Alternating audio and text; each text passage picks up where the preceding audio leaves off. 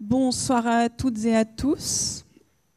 Merci beaucoup d'être ici ce soir pour cette conférence. Nous avons le plaisir d'accueillir ici à l'ENS à Nantes Anne Labreuil, qui est architecte urbaniste spécialisée en projets d'aménagement inclusif et durable, qui est aussi maîtresse de conférences associée au Master d'urbanisme Paris-Nanterre, vice-présidente de l'Ordre des architectes d'Île-de-France et cofondatrice et coprésidente de l'association MEMO, Mouvement pour l'équité dans la maîtrise d'œuvre. Mais je n'en dis pas beaucoup plus puisqu'elle présentera plus largement son parcours.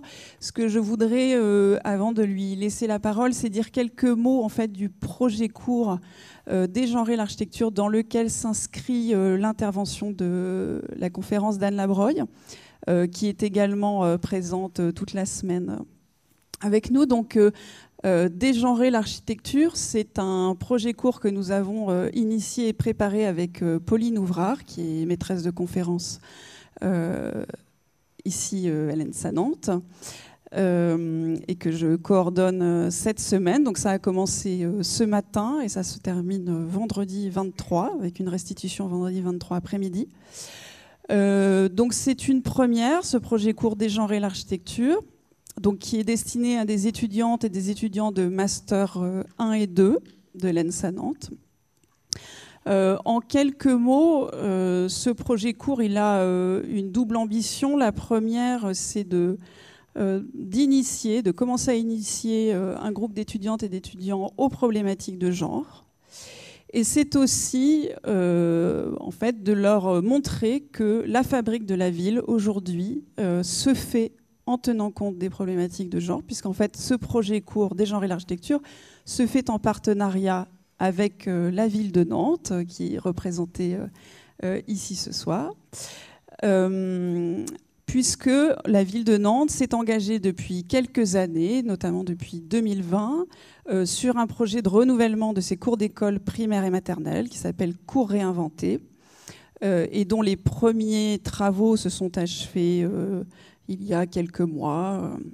Voilà, donc l'objectif du projet court, c'est aussi de montrer donc, à ce groupe d'étudiantes et d'étudiants que les collectivités aujourd'hui s'engagent sur ces problématiques-là. Nantes n'est d'ailleurs pas la seule, Paris, Bordeaux, comme on parlera Anne et d'autres, prennent en compte ces problématiques. Donc il nous a semblé important que ces questions soient abordées dans les écoles d'architecture, puisqu'aujourd'hui, les commanditaires, les maîtrises d'ouvrage, eux, prennent en compte ces problématiques comme l'un des enjeux contemporains de la fabrique de la ville.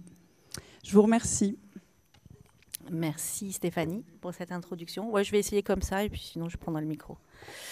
Merci Stéphanie pour l'invitation à faire cette conférence ici dans une école d'architecture. Et je suis moi-même architecte, donc évidemment très sensible au sujet. Et je suis d'autant plus sensible que finalement, comme tu l'as dit, je suis enseignante plutôt en urbanisme à l'université. Et effectivement, je suis très surprise de voir que malgré les demandes de plus en plus fortes, alors c'est pas massif, mais en fait ça s'entend, des politiques pour la prise en compte du genre dans la fabrique urbaine, finalement, nous professionnels, de manière globale, on est très peu formés, très peu informés. Et finalement, on ne développe pas ça. Et je trouve ça vraiment dommage parce que je vais essayer de vous communiquer un peu ma passion sur ce travail sur lequel je suis depuis quelques années. Voilà. Donc, comme tu l'as dit, je fais plein de choses. Je ne m'ennuie pas dans la vie. Je suis architecte urbaniste. Voilà, j'ai une pratique de projet d'aménagement d'espace public. Je vais vous montrer ça. Je suis aussi enseignante et puis je suis aussi très engagée. À l'ordre, j'ai fondé une association et voilà, ça fait partie, je pense aussi, ce côté réflexif qui m'anime est aussi dû à cet engagement depuis toute petite. Donc voilà, alors même si cet engagement est depuis toute petite, finalement quand même, je ne suis pas née une femme architecte, je ne suis pas née non plus une architecte féministe. Comme vous, et peut-être encore plus que vous, j'ai grandi avec ça comme référence, le Modulor. Que je trouvais super beau. Hein. Voilà, c'était absolument magnifique.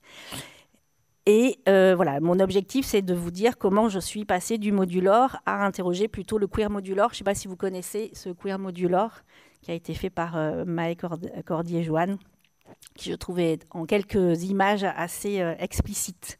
Et donc c'est vraiment cette déconstruction que je mène, autant la déconstruction de ma pratique, de ma profession et tout ça. Voilà. Donc juste en quelques... Parce que Stéphanie, tu m'as demandé de retracer mon parcours, donc je vais essayer d'être hyper synthétique. Je suis diplômée de l'école d'architecture de Bordeaux depuis 2001 et rapidement, en fait, j'ai travaillé après post-diplôme dans une grande agence parisienne où je faisais des très jolis espaces publics. Là, c'est à Nîmes, par exemple. Et c'était extrêmement intéressant, c'était gratifiant de faire ces beaux espaces. J'ai essayé en fait, de poser des questions intergénérationnelles, du handicap, mais qui étaient en fait un peu des normes qui menaient à moi. Et puis, en 2013, j'ai monté ma propre pratique. Je suis restée un pied dans cette agence parce que c'était bien pour gagner un peu d'argent. Et puis là, j'ai rejoint en fait mes amis Bruit du Frigo, je ne sais pas si vous connaissez, qui sont une association d'architectes qui travaillent beaucoup sur la maîtrise d'usage et sur la co-conception des espaces publics. Donc on se retrouve c'est des personnes qui m'ont beaucoup marqué, que j'ai rencontrées. On est de la même génération et on travaillait ensemble à l'école d'archi de Bordeaux. Donc je me retrouve sur l'espace public à interroger mais plutôt d'un point de vue usage. Et puis là, je discute avec une élue, c'était à Gennevilliers. C'était en 2013 et qui me dit ah tiens, c'est drôlement intéressant avec des gens. Là, on est en train de travailler, de réfléchir un peu à l'espace public et sur les questions de genre, sur les questions de sentiment de sécurité, etc. Donc moi, à l'époque, j'étais un petit peu même offusquée, agacée par cette question-là, parce que architecte, moi, je travaillais pour tout le monde et que je ne me posais pas plus de questions. Enfin, je ne comprenais même pas la question. Je l'avoue honteusement aujourd'hui. Ça m'a quand même un peu... voilà. Et j'avais très peur aussi d'une approche sécuritaire. C'est-à-dire qu'elle me parlait beaucoup d'éclairage, de comment les femmes peuvent être en sécurité sur l'espace public. Bon, c'était pas tellement l'objet de mes réflexions, puisque j'allais plutôt faire en sorte que tout le monde se sente bien. Donc cette approche-là, voilà, j'étais un peu dubitative. J'ai évolué, j'ai avancé. Je suis une copine féministe, m'a traînée dans une conférence d'Yves Rebaud, qui a écrit « La ville faite par les hommes et pour les hommes ». Et là, je commence géographe.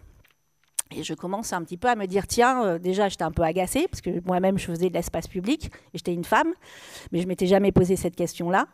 Qu'est-ce que moi, femme, je pourrais faire différemment sur l'espace public ?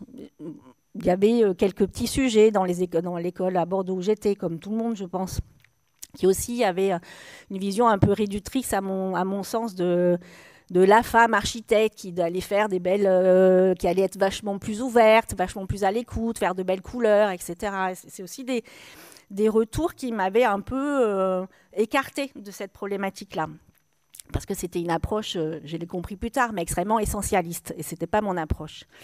Donc, Yves Rebaud, je commence à me dire, tiens, il y a quand même un sujet. Je commence à lire les géographes de genre, qui effectivement, à cette époque-là, Edith Marais-Jules, Corinne Luxembourg, qui commençaient à travailler sur l'espace public, à identifier qu'il y avait en fait finalement des usages différents entre les hommes et les femmes. Et puis, au même moment, la ville de Paris fait un appel d'offres, lance un appel d'offres pour refaire ces 7 places et demande un spécialiste du genre. Ok, ça commençait à être récurrent. Et donc, je lui dis, tiens, c'est quoi être un spécialiste du genre en espace public ? Finalement, vous vous rendez compte, c'était en 2016. C'était hier, mais ces questions-là étaient quand même très, très, très peu présentes encore. Donc, là, je rencontre Lucille Biarrotte, une chercheuse urbaniste qui est en train de faire sa thèse sur les femmes et l'espace public et aussi sur la fabrique de la ville avec un angle plutôt professionnel. Donc, je me rends compte que finalement, c'est un sujet qui commence à me parler. J'essaye de comprendre quelle est la place des architectes et qu'est-ce qu'on pourrait faire pour rendre effectivement les espaces publics égalitaires. On répond à cet appel d'offres, pas de bol, on l'a pas, mais on a la petite ceinture, je vais vous en parler, la petite ceinture de Paris, où cette phrase unique de spécialiste du genre avait été enlevée ou n'avait pas été mise. Et donc, bon, j'étais pas payée pour ça, mais j'ai dit je veux bien travailler là-dessus parce que ça m'intrigue cette question-là, je veux bien la creuser. Donc j'ai fait un peu l'apprentie sorcière. Voilà, c'est le début. Ça correspondait aussi à la création de Mémo, Mouvement pour l'équité dans la maîtrise d'œuvre. Donc c'est pas le sujet de ce soir, mais c'est une association de femmes architectes qui réfléchit aussi à plutôt une approche professionnelle, comment on pourrait travailler à plus d'égalité. Et je ne peux pas m'empêcher de faire le lien entre qui fabrique la ville, comment on l'a fait, quels sont les apprentissages qu'on a eus et pourquoi on s'est écarté, nous architectes, de ces questions-là, pourquoi on n'y va pas. Et je pensais qu'il y avait une carte à jouer. Voilà. Depuis, il y a des projets qui se sont développés. C'est ce que je vais vous montrer. Alors, quel projet en fait, ce que je voudrais vous montrer par ces slides-là, c'est qu'avoir une approche sur le genre, c'est au départ, là, ça va me cantonner, ça va être un peu agaçant, je vais toujours être systématiquement la MO de service, etc. Mais finalement, j'arrive à, par cet angle-là, faire plein de choses différentes. J'arrive à faire de la MO, où donc j'accompagne des collectivités. J'accompagne par exemple la ville de Bordeaux à faire des cours plus incluantes. J'accompagne la ville de Paris sur plutôt des études d'impact. Je fais des boîtes à outils et j'amène des projets. J'accompagne des équipes de maîtrise d'œuvre à faire l'espace public. Je peux faire aussi de la maîtrise d'œuvre, j'en ai fait, équipements scolaires, des tiers-lieux, des espaces publics. Je pense que cette question-là, je ne l'ai pas encore abordée, mais j'adorerais travailler sur les questions de logement, d'équipements sportifs. Il y a plein d'enjeux là-dessus. Nous, en tant qu'architectes, on peut y travailler. Et puis, évidemment, le côté pédagogique, je suis enseignante. J'ai envie de travailler aussi et de communiquer ce regard-là. Et cette pédagogie, c'est non seulement dans les écoles d'archi, mais aussi quand on travaille sur les cours d'école, c'est aussi de la pédagogie. C'est aussi former au regard. Il y a beaucoup de formations à faire auprès des élus, auprès des professionnels, etc. Donc, sur cet angle-là, qui au départ, je me disais, ça y est, je vais être cataloguée, finalement, je me rends compte que ça permet aussi d'avoir, toujours avec cet angle égalitaire, une diversité de pratiques qui finalement me plaît bien plus que quand j'étais dans ma grande agence parisienne. Alors, je vais essayer de commencer à rentrer un petit peu dans le concret. Avoir une approche de genre, une approche égalitaire, ce n'est pas uniquement dans la conception. C'est pour ça que je pense aussi que les architectes ont du mal un petit peu à se saisir de cette notion-là, parce qu'elle est beaucoup plus ouverte et beaucoup plus transversale. Et c'est vraiment étudié à travers chaque moment de projet, comment on va pouvoir insuffler de l'égalité. Donc on va travailler sur un diagnostic, on va travailler sur la programmation équitable, on va travailler sur la co-conception participative, sur la co-construction, sur l'animation de ces espaces-là, parce que comme je disais ce matin, vous avez beau faire le plus beau banc incluant ou le beau terrain de sport, si vous n'avez pas anticipé la question de l'animation avec les personnes qui vont animer cet espace-là, pareil pour les cours d'école, ça peut tout à fait faire flop. Et puis ce qui est important, c'est la mission qu'on va faire cette semaine, c'est l'évaluation aussi. J'aime bien dire que je suis un peu l'apprentie sorcière en fait. En plus, ça résonne quand on est un peu féministe. On n'a pas de, et tant mieux, on n'a pas de guide, enfin il y a des guides qui émergent, etc., mais on n'a pas de recette, on n'est pas justement dans le modulaire et dans la norme, on expérimente à chaque fois. Donc la question du retour d'expérience, il est hyper important dans cette dimension-là, comme il devrait l'être dans toute architecture. Alors, ça ne se fait pas de poser des questions, tout ça ? Non, vous n'hésitez pas. Voilà. De toute façon, il y aura une salle de questions après. Comme ça, je pourrais reprendre mon souffle. Et voilà. Petite ceinture de Paris. Alors, je ne sais pas si vous connaissez ce lieu. Est-ce que, en bon étudiant en architecture, vous avez arpenté, vous avez fait l'urbex? Non? Oui? Vous connaissez? Donc, c'est une ancienne voie de chemin de fer qui fait tout le tour de Paris. Voilà. Ça peut faire, là, en rouge. C'est une voie de chemin de fer qui date de 1850, qui a connu plein d'histoires et qui a été désaffectée depuis 30 ans. Donc depuis 30 ans, c'est un lieu qui appartenait à la SNCF et la mairie de Paris venait de récupérer une partie de cet espace-là et voulait le transformer de manière co-conçue et co-construite une partie de ces équipements avec des riverains. Donc c'est là où j'ai expérimenté pour la première fois cette approche genrée, où j'ai fait l'apprentie sorcière. Donc je ne vais pas vous raconter tout le projet, parce que c'était un long processus de 3 ans. Je vais vous raconter uniquement ce qu'on a pu faire sur les questions de genre. C'est la première fois de ma vie que je faisais tout d'un coup un comptage genré. C'est-à-dire jusqu'à présent, je faisais de l'observation, mais je ne faisais pas la différence en fait, de qui était où, à quel endroit. Donc là, j'ai vraiment tracé, parcouru et reparcouru la petite ceinture. Ça fait des dizaines de kilomètres. Et à chaque fois que je voyais un homme, une femme, ben, je faisais ma petite croix. Et j'ai essayé de voir en fait quelles étaient les dynamiques qui étaient en place. C'était un lieu qui était interdit au public quand on a commencé à travailler. Donc c'était un lieu interdit. Donc un lieu d'urbex, comme je vous ai dit. Donc bon, c'est vrai que par cette nature-là, il y avait très peu de femmes, mais c'était intéressant d'aller identifier qu'est-ce qu'elles y faisaient et qu'est-ce qu'elles y faisaient de différent en fait des hommes et comment en fait ce lieu-là, qui était un peu atypique, était arpenté de manière différente des hommes et des femmes. Et pourquoi on s'intéresse à ça? Mais pour pouvoir justement intégrer ces notions-là, ces remarques, pour pouvoir faire des espaces plus incluants. Donc le comptage, c'est hyper important. Parce que souvent, quand vous dites « Ah, cet espace, non, vous inquiétez pas, il est hyper mixte ». Et puis en fait, vous commencez à compter l'effet schtroumpfette, j'appelle ça. On a l'impression quand il y a une femme, c'est mixte. Mais non, en fait. Non, en fait, il y avait 3 femmes et il y avait 150 hommes. Donc non, c'est pas mixte. Voilà. Donc compter, ça permet d'objectiver. Et puis, voir aussi ce qu'elles y font.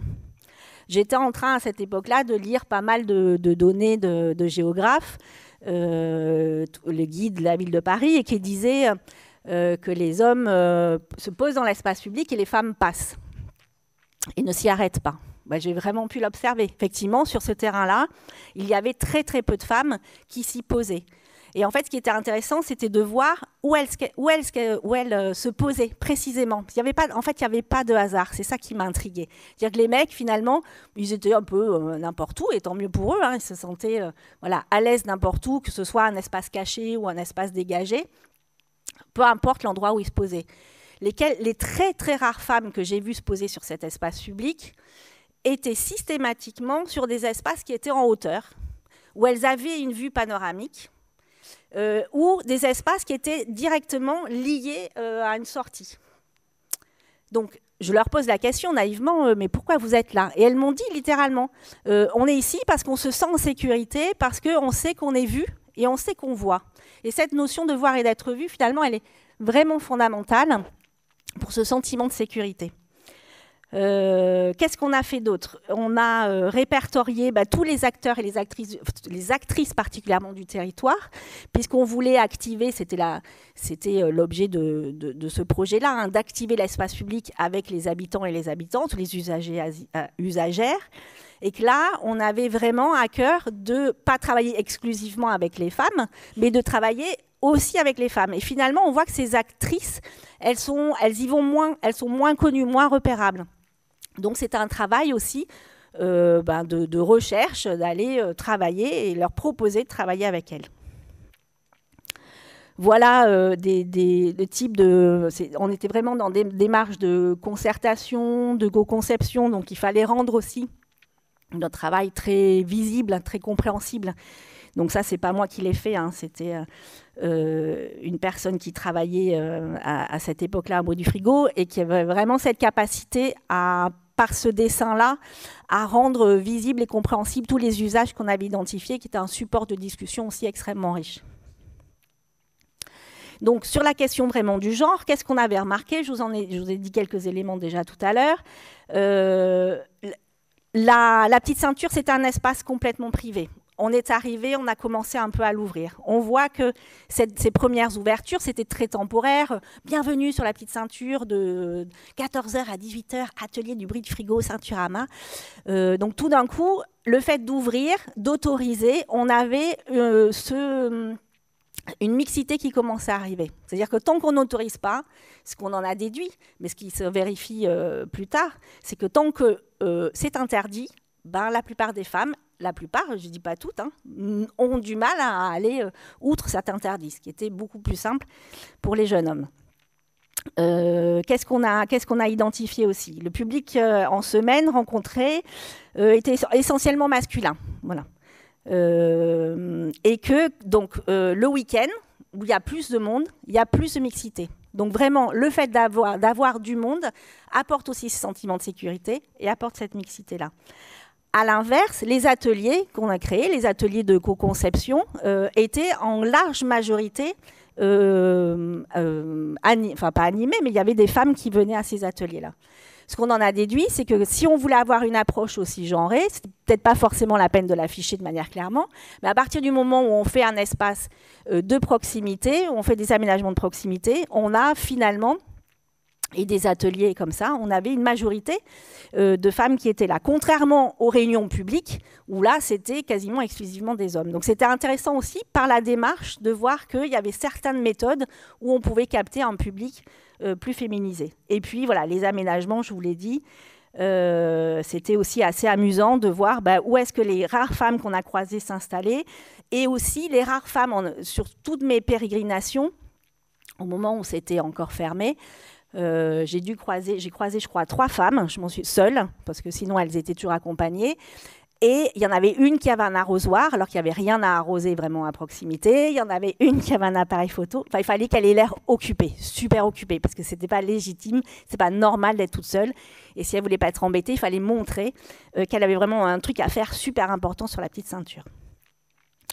Donc voilà, méthode participative. On mène des actions sur le territoire, mais c'est ce diagnostic-là qui nous a permis aussi de mener toutes ces actions-là un peu spécifiques.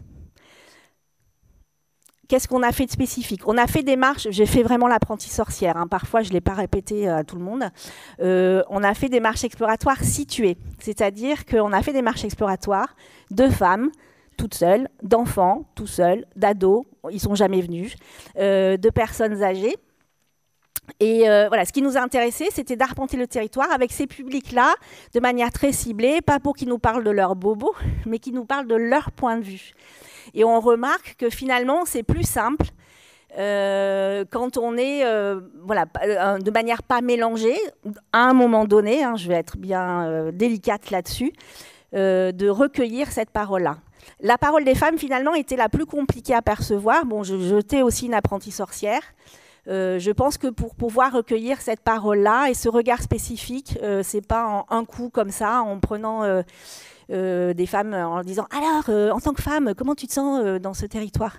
Voilà, c'était très compliqué parce que finalement, les femmes, contrairement aux enfants qui voulaient des grandes piscines, des grands terrains de foot, contrairement aux personnes âgées qui avaient une idée très précise des bancs et des sorties qu'ils voulaient, finalement, les femmes avaient du mal à exprimer leurs propres besoins, puisqu'elles se mettaient toujours à la place des autres. C'est-à-dire elles exprimaient les besoins pour les personnes âgées, pour leurs enfants, pour les autres. Mais finalement, c'était assez compliqué de recueillir cette parole-là. Bon, la bonne nouvelle, donc on fait cette marche exploratoire, on leur donne des cartographies, on leur donne des propositions d'usage, ils remplissent tous. La bonne nouvelle pour la société, c'est que finalement, ces groupes-là n'avaient pas des visions fondamentalement différentes de l'espace public qu'ils voulaient voir se transformer. On réinvite ces publics, il y a quelques points de divergence, c'est un moment de discussion. Voilà. Il y a des choses qu'on n'a pas réussi. Qu'est-ce qu'on a réussi à faire, pardon. Donc, du mobilier, on en a parlé, ce matin, tout à l'heure. Le mobilier hybride. Donc, vous allez voir quelques photos du mobilier hybride. C'est plutôt que d'avoir le banc d'avoue, la fontaine bien identifiée, etc. On fait un certain nombre de mobiliers qui ne ressemblent pas forcément à des assises, qui ne ressemblent pas forcément à des choses très figées et qui vont pouvoir avoir une diversité d'usages et une mixité d'usagères et d'usagères. Les cheminements, donc on voit que les cheminements, justement, on avait très peu de moyens pour aménager ce truc-là. Donc finalement, c'était vraiment, les aménagements étaient vraiment très petits. On a co-construit des co-crottes, on le disait. Donc nos petits budgets-là, il fallait vraiment les mettre à des endroits stratégiques. Donc c'était vraiment à des endroits, justement, on a travaillé sur la co-visibilité et les mettre à... voilà, pas n'importe où, ce qu'on aurait peut-être fait, on aurait peut-être dit, tiens, on va les mettre tous les 200 mètres ou les 300 mètres. Là, on s'est dit, on a peu de points à mettre, donc on va les mettre à des endroits où on est visible, où on voit, où on est vu. Il y a des éléments sur lesquels on a essayé de travailler, mais on a été peu entendus par la mairie à l'époque. Par exemple, la question des sanitaires, qui est quand même une question fondamentale. On ouvre un espace public, d'ailleurs ça a été remonté, ça c'est unanime. Tout le monde demande des sanitaires, mais non. L'éclairage, non plus. Pas mal de sorties pour que des personnes âgées aussi puissent régulièrement sortir de ce site. C'est un site quand même très contraint, très déconnecté du reste du territoire. Et puis voilà, pas assez de mobilier. Tout ça pour dire que bon, là on a fait les apprentis, on a vu ce qui marchait pas, et on s'est dit si on veut vraiment travailler sur l'espace inclusif, il va falloir vraiment y aller, parce que même si on a des injonctions ou des demandes politiques très fortes, finalement quand il faut y aller vraiment, c'était un peu compliqué. Sur la question des toilettes, par exemple, je me souviens très bien de notre chef de projet côté ville, qui était pourtant quelqu'un de très éclairé, assez sensible aux questions de genre, et qui me dit « Mais non, mais Anne, on a travaillé sur l'imaginaire de la montagne. En montagne, il n'y a pas besoin d'avoir des toilettes. » Et voilà. Et donc là, les bras m'ont tombé. Ce mec-là avait vraiment envie de pousser la question du genre, et même sur la question des toilettes, il allait me raconter n'importe quoi. Voilà. Voilà ce qu'on a co-construit, nos petites cocrottes. On a aussi travaillé sur la question symbolique, plutôt casser les stéréotypes. Alors c'était un hasard, mais je ne pense pas que ce soit un hasard. Dans cette équipe-là, on était une très large majorité de femmes à travailler, et vraiment des constructrices, pardon. Et je pense aussi que ça avait une incidence sur déjà la volonté de vouloir travailler sur ce projet-là avec ce regard-là, et puis le fait de positionner des femmes en constructrices sur l'espace public pour pouvoir aussi casser les stéréotypes. Et donc ça, c'est une dimension sur laquelle on travaille maintenant quand on va accompagner les collectivités. Voilà, petite évaluation. Et qu'est-ce qu'on constate ? Moi, j'ai détesté ce projet-là, je vous en parle avec fierté, mais pendant 2 ans, c'était tellement terrible avec la mairie de Paris. C'est enregistré, je suis désolée. Que vraiment, on est parti en courant. Mais en faisant l'évaluation 1 an plus tard, je me suis dit, si, chouette, finalement, j'ai rencontré des vieilles dames toutes seules, inimaginables avant. Il y avait des mamans, des enfants qui jouaient, qui grimpaient, des SDF à côté, des mecs qui continuaient à fumer leur pétard. Mais tout ça avait l'air de vivre plutôt correctement. Et ça, j'en étais vraiment ravie. Voilà. Juste petite photo, parce que là aussi, je pense que ça a quand même son incidence. Je ne voudrais pas faire ma féministe, mais si je le fais, je pense que ce projet-là a bénéficié, je vous l'ai dit, on était une équipe majoritairement de femmes. La maire du 12e était une femme, la maire de Paris est une femme, la responsable du service technique là était une femme. Et je suis sûre que ça a favorisé en tout cas la possibilité d'avoir cette réflexion-là. Voilà. Combien de temps j'ai ? Ok. Angers. Donc ça c'était la première aménagement d'espace public. Angers, c'est très différent. Là, c'est plutôt une recherche-action. Donc j'ai essayé de vous montrer 4 projets qui sont vraiment dans toujours cette envie évidemment de faire un territoire égalitaire, mais des méthodes de projets différentes. Donc là, on répond à un appel d'offres. La ville d'Angers, Service Égalité, veut monter en compétence les techniciens de la ville sur les questions d'égalité. Bon, chapeau. Comment on fait ? Et en fait, là, la méthode était, je trouvais, extrêmement pertinente. C'est-à-dire, on va partir d'un projet de renouvellement urbain en cours. On sait qu'on ne va pas pouvoir faire grand-chose sur ce projet-là, mais on va essayer. Mais à partir de ce projet-là, en fait, on va l'analyser, on va le décortiquer, on va regarder tout ce qu'on aurait pu faire, tout ce qu'on peut encore faire. Mais l'essentiel, c'est de semer des graines pour monter cette culture-là collective. Et au départ aussi, j'étais un peu dubitative, un peu frustrée, parce que on a préconisé ça, puis vous ne le faites pas, etc. Voilà, c'est des graines. Il faut être patient quand on fait ce travail-là. Je ne le suis pas trop. Et voilà, il faut revenir et se dire, on sème des graines, peut-être qu'un jour, on va y arriver. Et ça bouge. Donc ce travail-là, c'était vraiment, c'est la démarche, je la trouvais hyper intéressante. C'est-à-dire, on va sur un territoire, on essaye de comprendre. Pareil, ce diagnostic territorial genré, il est extrêmement important.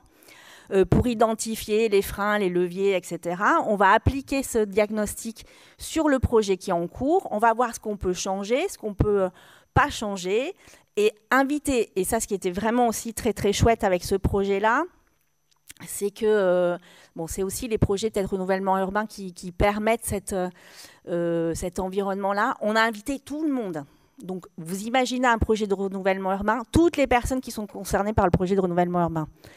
Donc, on a l'équipe en rue, sur place, territoriale. On a toutes les concepteurs, l'aménageur. Là, on avait tous les équipements, toutes les associations locales, sportives, Maison pour tous, le truc du sport, les écoles, etc. Et ce qui était hyper intéressant, c'était, voilà, on se met tous autour de la table. Il y a des préconisations, je vais vous montrer quelques-unes. Et puis, qu'est-ce qu'on va pouvoir faire? Déjà, à quoi ça va servir? Et puis, qu'est-ce qu'on va pouvoir faire? Et est-ce que je peux le faire demain? Est-ce que je peux le faire dans 3 mois? De qui j'ai besoin pour le faire? Est-ce que je pourrais jamais le faire? Etc. Et donc, de ça, on en a tiré une boîte à outils. Donc, voilà, diagnostic. Alors, là aussi, le diagnostic et toute cette méthode-là, elle est très large, je vous le disais. On interroge autant l'espace que la méthode de projet. Donc, il faut un peu s'organiser, parce que c'est très, très large. On pourrait ne jamais s'arrêter à interroger des choses. Donc là, un peu inspiré de la boîte à outils guide référentiel de la ville de Paris, on a travaillé sur 4 thématiques. Se déplacer librement. Donc là, on va interroger la question de la mobilité. La mobilité, à la fois les transports en commun, mais aussi comment on marche et comment on peut, quelles sont les zones d'évitement, etc. dans ce quartier-là, et qu'est-ce qu'on peut contrer pour ça, qu'est-ce qu'on peut mettre en œuvre pour que les femmes puissent se déplacer librement, comment on peut travailler sur l'occupation de l'espace. Donc là, on va travailler plutôt sur la programmation, quels sont les supports d'usage, quels sont les usages qu'on va proposer. Ensuite, on va travailler sur la question agir, c'est comment on va faire en sorte que les personnes... alors, il y a deux visions là. Agir, c'est comment on peut apporter plus d'égalité à la fois chez les professionnels, c'est-à-dire qu'on va essayer de sortir un peu des stéréotypes et que c'est... peut-être qu'on va travailler avec plus de femmes architectes, ingénieurs dans le bâtiment, etc. Parce que vous êtes très nombreuses dans les écoles, mais après, à la tête de vos agences, vous êtes moins nombreuses. On est moins nombreuses. Donc, comment on peut apporter l'égalité professionnelle, mais comment aussi on peut faire en sorte que dans ce projet-là, ils puissent bénéficier aux femmes du quartier. C'est-à-dire autant qu'elles puissent donner leur avis, en tant qu'usagère, mais aussi qu'elle puisse trouver, par exemple, du travail ou une activité quelconque. Donc, c'est vraiment l'action. Et ensuite, la question être visible, c'est vraiment plutôt la question symbolique, la place des femmes dans l'espace public. OK ? Il y a vous m'entendez dire toujours la place des femmes, la place des femmes, la place des femmes. C'est un peu mon job. Et ça peut en agacer certains. Ce que je voulais vraiment vous dire aussi par ce biais-là, c'est que c'est un point de vue, c'est un angle. Enfin, c'est pas un point de vue, c'est un angle. Ce sont des lunettes qu'on chausse, mais que la résultante de ça va bien au-delà de la prise en compte en fait uniquement des femmes. C'est-à-dire que si vous utilisez ce prisme-là, ça vous permet d'avoir une lecture bien plus inclusive et bien plus large, puisque vous allez travailler, réfléchir sur la question intergénérationnelle, sur la question du handicap, sur la question de l'accessibilité financière, etc. Voilà. Je fais la petite remarque avant que quelqu'un me le dise. Non, ça n'a pas l'air de choquer ici, c'est bien. Donc, qu'est-ce qu'on fait à Angers ? Voilà, on va faire ce diagnostic territorial. Donc, pour faire ce diagnostic territorial, on observe, on arpente. Voilà, moi, j'aime bien, parce qu'on marche beaucoup. On va faire des entretiens avec les usagères et les usagers, et puis les habitantes, les lieux, les associations, les écoles, etc. On a fait une liste assez impressionnante d'acteurs à rencontrer. On organise des marches sensibles, la marche exploratoire. C'était un peu compliqué parce que c'était juste après le Covid. Donc, on n'a pas fait tout ce qu'on aurait aimé faire. C'était un peu, on avait avec le masque et à 6 heures, il fallait partir. Ensuite, on s'est greffé sur des moments, c'est un peu compliqué, je ne sais pas si vous le savez, mais de créer des ateliers dédiés, c'est beaucoup d'énergie, c'est pour avoir peut-être 3 ou 4 personnes à vos ateliers. Donc, on s'est greffé plutôt sur des activités qui fonctionnaient et qui étaient en place et sur lesquelles on pouvait capter, il nous semblait, et puis c'était pas, ça s'est avéré vrai, de capter un public plus féminin. Donc, il y avait par exemple tout l'été dans ce territoire-là, des ateliers pieds de batte, des animations, etc. Donc, on s'est greffé à ce moment-là pour pouvoir rencontrer un maximum de personnes et de jeunes femmes. Qu'est-ce qu'on a fait aussi ? On a travaillé avec le paysagiste qui était là, qui ne comprenait pas ce qu'on voulait dire, qui était un peu agacé. On a décortiqué son projet, parce que aussi c'est un truc qui est assez amusant, c'est que finalement les questions les personnes qui travaillent sur les questions de genre, sont rarement des architectes et donc ont du mal à forcément peut-être ont plus de mal à lire un plan ou se sentent pas légitimes à donner des conseils techniques et tout ça. Et là, pas de bol. Je suis architecte, je sais lire des plans et je comprends aussi à quel moment on peut changer des choses ou pas changer des choses, à quel moment on peut faire glisser des budgets, etc. Donc voilà, c'était assez énervant pour le paysagiste. Mais bon, voilà. Donc on a travaillé sur la programmation, sur la continuité des cheminements, la diversité du mobilier, les revêtements de sol, le nivellement pour voir et être vu, l'éclairage, changer un petit peu l'implantation de l'équipement sportif, c'est-à-dire pas forcément avoir le city-stade en plein milieu de l'espace public, peut-être imaginer l'avoir un peu sur le côté. Par exemple, sur la question des aires de jeu, ils avaient fait une super aire de jeu. Ça, c'est vrai qu'elle était vraiment très très chouette. Mais comme beaucoup d'aires de jeu, les bancs étaient tout autour.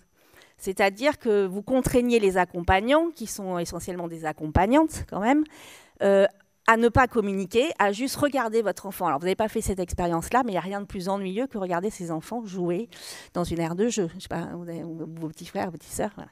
Alors que c'est dommage, parce que c'est un moment qui est formidable. Vous êtes dehors, vous êtes en plein air, il y a les copains, les copines à côté. Et alors, pourquoi on nous oblige à être comme ça en randonnion sur des bancs? Donc voilà, on dit à un paysagiste, on pourrait peut-être travailler un peu différemment. Les grandes tables, super cool des grandes tables de pique-nique. Mais quand on a une poussette, quand on est handicapé, dire on est au bout. Voilà, on peut faire des petits trous. Alors ça, il a compris, il a dit c'est super, on va faire ça. Voilà. Donc bon, c'est à la fois du détail comme ça un peu formel, et puis voilà, interroger aussi la méthode de projet. Donc, on en arrive aux recommandations. Voilà, alors là, j'ai absolument pas le temps. Voilà. Donc, je ne vais pas le faire. Mais sur chaque thématique, on a fait une liste de courses. Voilà ce qu'on pourrait faire pour apporter de l'égalité. Surtout tout ça, on a plein d'idées. Et on va se réunir et c'est là où on dit, voilà, ça, on ne va pas le faire, ça, on va le faire, etc. Et de ça, on en a fait une boîte à outils qui reprend vraiment toutes les étapes du projet, du diagnostic jusqu'à l'animation. Et à travers chaque étape, les quatre enjeux, et on fait des listes de courses. J'adore faire des listes de courses. Voilà. Et puis on illustre, parce que c'est important, parce que les collectivités, elles veulent bien travailler là-dessus, mais elles veulent quand même faire un truc qui a déjà été fait ailleurs pour être sûr que ça marche. Donc c'est un peu compliqué parce que finalement, il n'y a jamais rien trop qui a été fait de manière concrète, vraiment très concrète, mais il y a quand même des choses, il y a quand même des expérimentations qui ont été faites. Donc on a à chaque fois aussi cette boîte à outils, on l'a alimentée d'exemples qui ont été faits. Voilà. Vous voyez, tous ces gens-là, certains n'étaient pas très concentrés, mais on y arrivait. Ce qui est hyper chouette, c'est que tous les ans, donc ça c'était en 2021, et tous les ans on est invité une fois par an, souvent autour du 8 mars, enfin non, là c'était en janvier, pour faire un peu un bilan de ce qui a avancé, ce qui n'a pas avancé. Donc c'est aussi ça qui est vraiment agréable, c'est de créer des liens, et des liens très forts. Moi, c'est vraiment depuis que je travaille sur ces questions-là qu'on peut travailler aussi avec les services égalité. On est ensemble pour pouvoir faire avancer la cause. Cité audacieuse. Donc là, je vous invite à venir. C'est 9 rue de Vaugirard, c'est à Paris, c'est un tiers-lieu féministe. C'est l'image dans la conf. Alors, c'est une ancienne école primaire. La Fondation des femmes cherchait un lieu pour faire un tiers-lieu féministe. En fait, il n'y a pas que la Fondation des femmes. Ça fait 20 ans que c'est un peu dans les cartons.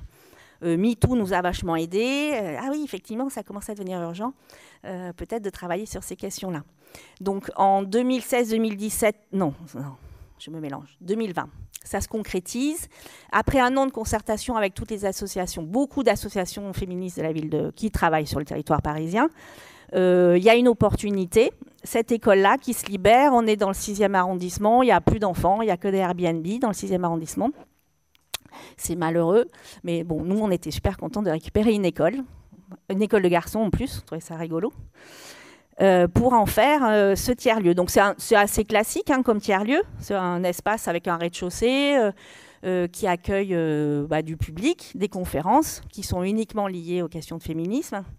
Et puis, voilà, des espaces pour les enfants, des toilettes, c'est mon grand sujet. C'est un grand sujet quand on travaille sur la question de l'intimité, des corps, etc.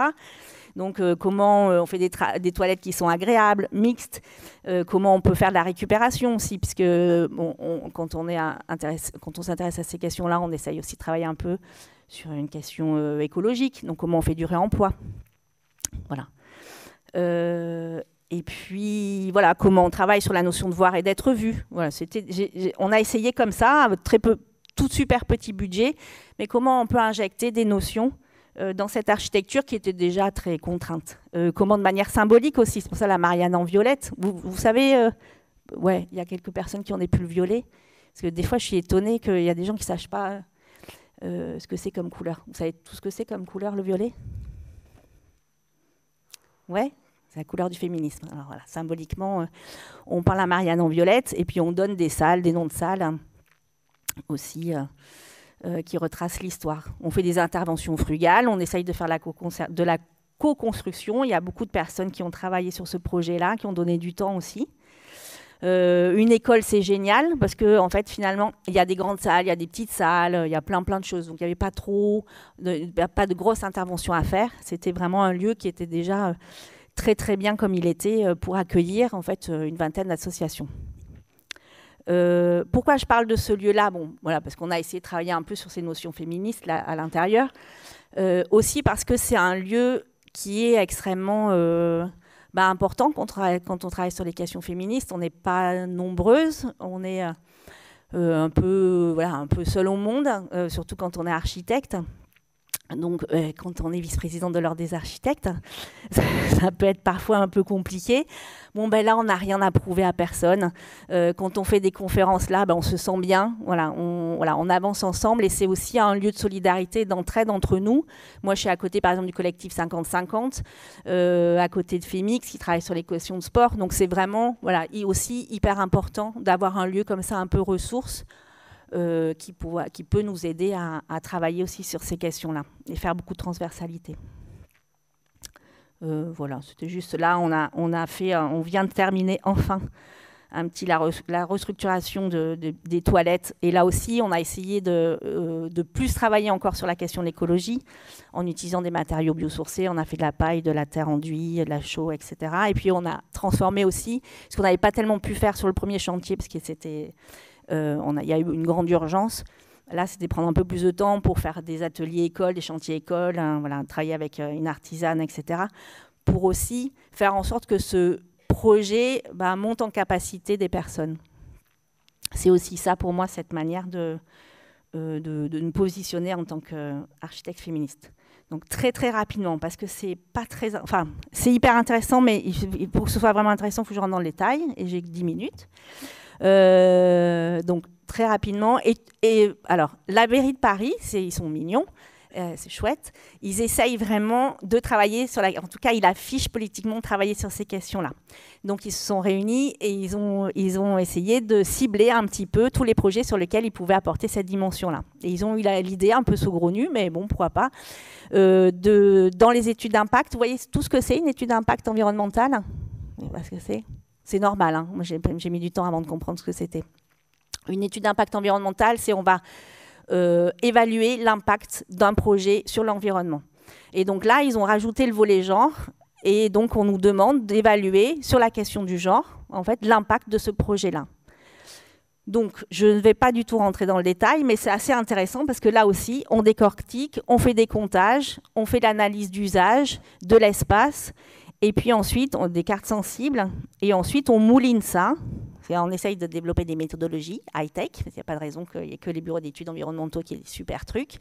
Et donc, on a 45 cibles pour des grilles d'analyse, toujours un peu avec ces 5... Alors, par rapport aux 4 thématiques que je vous ai montrées à Angers, il y en a une à Paris qui est rajoutée, c'est se sentir en sécurité, qui évidemment est fondamental. Sur Angers, on a décidé de ne pas la mettre, parce que ce sujet-là, pour moi, est tellement transversal que, en fait, finalement, on le retrouve de manière récurrente. Donc, de l'extraire, je trouve ça moins pertinent. Mais bon, ça a été le choix de la mairie de Paris. Et en même temps, c'est évidemment quelque chose qui est très important. Voilà. Donc, vous voyez, tous ces grilles, nous aussi, on peut faire comme les bureaux d'études, faire des points verts, des points oranges et des points rouges. Ça va, tout ce qui marche, marche pas. OK. Maintenant, les courbes buissonnières. Je prends 2 minutes, même pas, 30 secondes pour boire un coup. Ça va? Ça vous...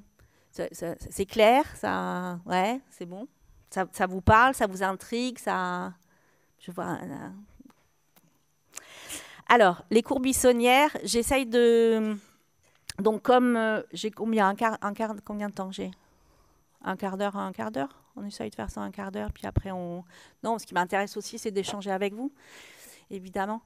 Les cours buissonnières, donc comme les cours Oasis, comme les cours nantaises. Le nom du programme, les cours nantaises, pardon.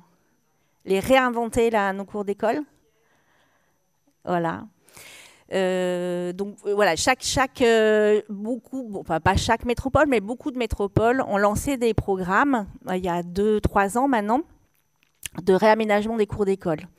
Donc moi, je trouve ça absolument génial. C'est-à-dire qu'avant, c'était celui qui avait la plus grande ZAC ou le plus grand écoquartier. Maintenant, c'est celui qui a le plus de cours d'école réaménagés. Je trouve qu'il y a un changement de paradigme qui m'émoustille. Donc moi, je ne vais pas rentrer du tout dans les considérations techniques. Il y a une énorme ambition de végétalisation, travailler sur les îlots de chaleur, etc. Et on en a parlé ce matin, les nouvelles municipalités qui sont arrivées en 2020 ont aussi profité de ce moment-là où ils commençaient à se mettre en place ces programmes-là pour injecter la question de l'inclusion et du genre. Donc c'est absolument génial. C'est-à-dire quand vous travaillez sur les femmes et l'espace public, la question du genre et l'espace public, que vous êtes attaché à la pédagogie, c'est le terrain d'étude absolument idéal. C'est ce qui forme en fait les petits citoyens de demain. Donc si on ne travaille pas dès l'école à partager l'espace, à se rendre compte que finalement il n'est pas si bien partagé, c'est un énorme enjeu pour l'avenir. Donc là, on a vraiment... Et puis on a des mairies hyper motivées qui veulent refaire à 130 cours d'école. C'était à Bordeaux, c'est 130 cours. Bon. Donc voilà, gros programme. Donc à Bordeaux, c'est 130. Voilà, à Nantes, c'est 80. Parce qu'il y a aussi c'est ça, enfin à peu près. Bon, on n'est pas. Il y en a plus à Bordeaux qu'à Nantes. C'est qui gagne? Bon, bref, 130 sites dans Bordeaux. Pareil, école élémentaire, primaire et crèche. Donc, en fait, le projet là que je vais vous montrer, c'est en 2 parties. Il y a eu une première partie étude préliminaire, c'est-à-dire 1 an de qu'est-ce qu'on fait, qu'est-ce qu'on va diagnostiquer, comment on va prioriser, qu'est-ce qu'on va préconiser, comment on va s'y prendre en fait pour aménager 130 cours. Et ensuite, la deuxième étape, c'est on y va. Donc là, on en est comme Nantes, je pense à la 3e année de construction. Donc, il y a 3-4 ans, la question des cours d'école, sous le prisme du genre, finalement, pas tant de personnes que ça avaient travaillé. Edith Marie-Jules, bien sûr, géographe, qui a travaillé déjà de manière active sur la dénonciation du fait que les cours d'école n'étaient pas très mixtes. Mais finalement, il n'y avait pas grand-chose. Donc, ce qu'il fallait dans un premier temps, c'était vraiment faire un benchmark, ça fait partie de la mission, et d'aller identifier ce qui faisait qu'une cour d'école était incluante, inclusive ou pas. Donc on est parti un peu, on est surtout parti à un cours Oasis à Paris, évidemment, qui avait pris un peu de temps d'avance, mais c'était assez intéressant, c'était de voir que finalement la question du genre, on en parlait ce matin. Ils ont une super boîte à outils, c'est hyper bien. Les cours Oasis, vraiment, je vous encourage à aller voir ça. Alors, je ne sais pas s'ils l'ont rempli depuis, mais quand je faisais ce benchmark, il y avait un super chapitre, il y avait marqué inclusion et genre, et j'appuyais dedans, et c'était le seul truc qui était complètement vide. Donc, à chaque fois que j'allais chercher des choses, là, il n'y avait rien. Mais néanmoins, ce projet-là, qui était en cours, était extrêmement intéressant parce qu'on voyait que même si cette notion-là n'avait pas été prise en compte, finalement, dans le résultat final des espaces, ça a amené cet apaisement, ça a amené cette mixité-là.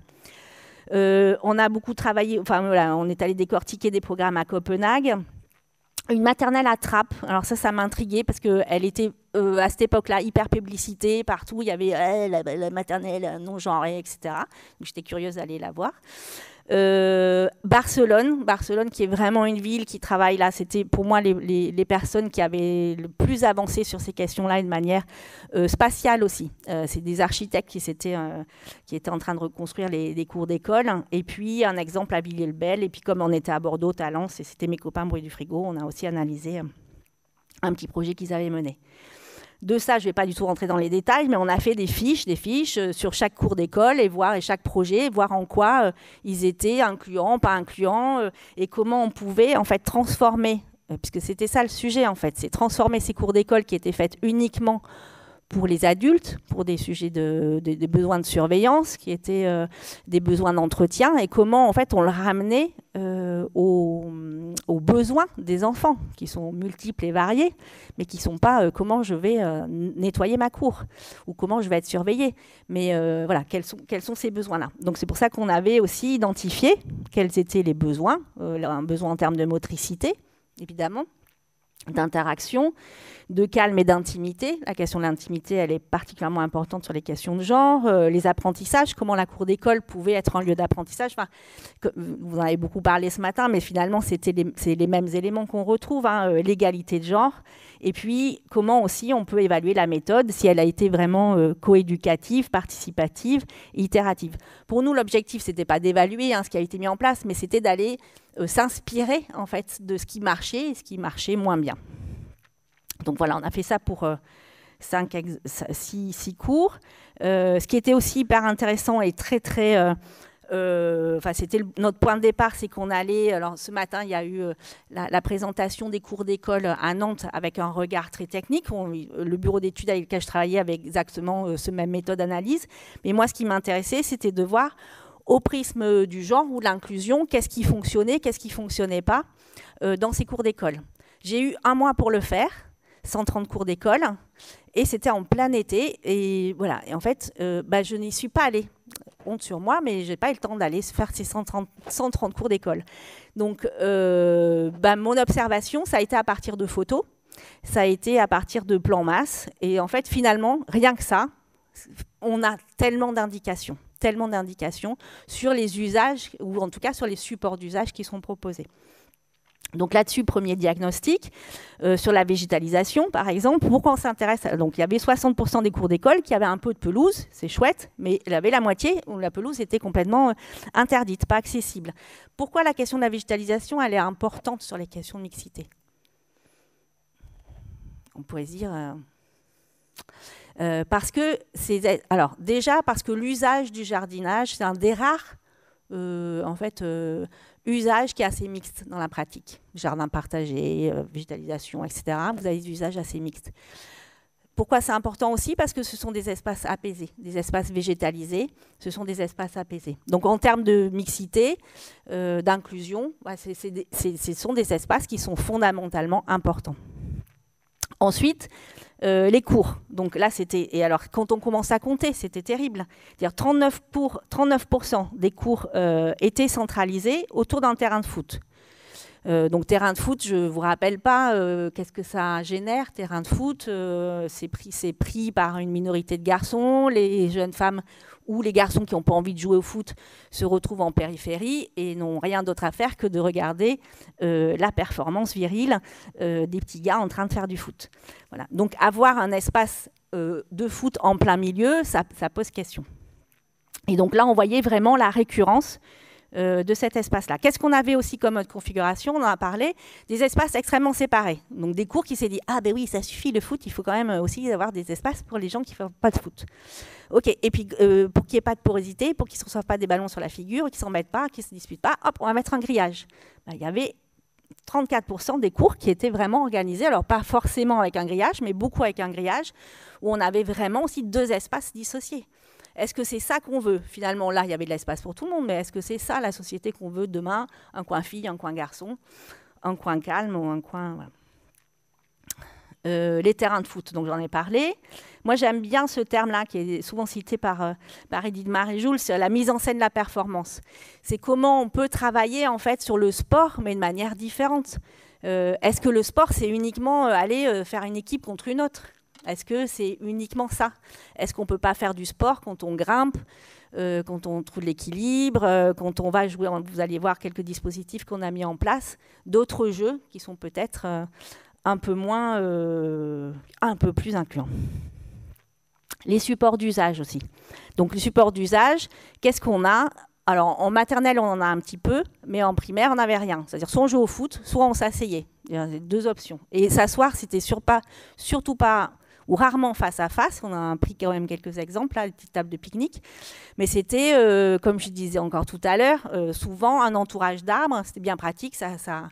Mais bon, pardon, c'est bien quand on va être un peu tranquille, mais enfin, en termes d'interaction, parler avec son copain qui est derrière, c'est pas hyper pratique.